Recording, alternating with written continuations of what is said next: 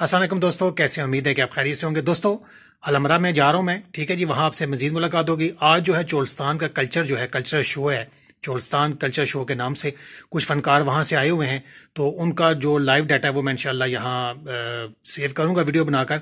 और जो मेरा चैनल है FJ चैनल, उसको सब्सक्राइब कर लें, इंशाल्लाह उस पर अपलोड जो है वो मैं कुछ आज कर दूंगा, कुछ कल कर दूंगा।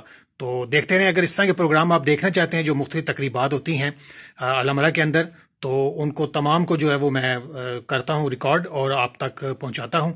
तो उम्मीद करता हूँ कि आपको पसंद आ रही होंगी। अगर पसंद आ रही हैं दोस्तों तो लाइक कीजिए, कमेंट्स कीजिए और चैनल को जो है वो सब्सक्राइब कर लीजिए। जज़ाकल्लाह जी, आप सब लोग सलामत रहें